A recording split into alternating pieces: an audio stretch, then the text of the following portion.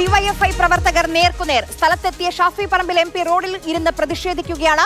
UDF പ്രവർത്തകർക്ക് നേരെ police tear gas പ്രയോഗിച്ചു. രാഹുൽ KV വിവരങ്ങളുമായി നമുക്കൊപ്പം ചേരുന്നുണ്ട്. രാഹുൽ, സംഘർഷാവസ്ഥയിലേക്ക് കാര്യങ്ങൾ എത്തുകയാണ്, എന്താണ് കാര്യം? വലിയ സംഘർഷാവസ്ഥയാണ് പേരാമ്പ്രയിൽ നിലനിൽക്കുന്നത്. അതായത് UDF പ്രവർത്തകരും ഒപ്പം DYFI പ്രവർത്തകരും മുഖാമുഖം നിന്ന് മുദ്രാവാക്യം വിളിക്കുകയായിരുന്നു. മണിക്കൂറുകളായി വലിയ പോലീസ് സന്നാഹം സ്ഥലത്ത് ഉണ്ട്. രണ്ട് പ്രവർത്തകർക്കിടയിലും പോലീസ് നിലയുറപ്പിച്ചുകൊണ്ടാണ് സ്ഥിതിഗതികൾ നിയന്ത്രിക്കാൻ വേണ്ടി ശ്രമിച്ചിരുന്നത്. പക്ഷേ പോലീസിന് നിയന്ത്രിക്കാൻ കഴിയുന്ന വിധത്തിലല്ല സ്ഥിതിഗതികൾ എന്നുള്ളതാണ്.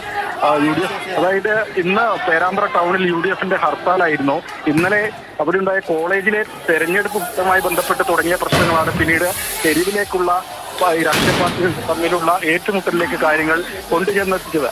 കോളേജ് തെരഞ്ഞെടുപ്പിൽ ചെയർമാൻ സ്ഥാനം UDSFനാണ് ലഭിച്ചത്. UDSF പ്രവർത്തകർ ആഹ്ലാദ പ്രകടനമായി ഇന്നലെ നിരത്തിലേക്ക് ഇറങ്ങി. അത് സംഘർഷാവസ്ഥ കണക്കിലെടുത്ത് പോലീസ് വിലക്കുകയും പ്രവർത്തകർ പിരിഞ്ഞു പോകാത്തതിനാൽ പിന്നീട് ഗ്രനേഡ് പ്രയോഗിക്കുകയും ചെയ്തു. അതുകൊണ്ടാണ് പേരാമ്പ്ര ടൗണിൽ UDF ഇന്ന് പോലീസ് അതിക്രമമെന്ന് ചൂണ്ടിക്കാണിച്ചുകൊണ്ട് ഹർത്താലിന് ആഹ്വാനം ചെയ്തത്.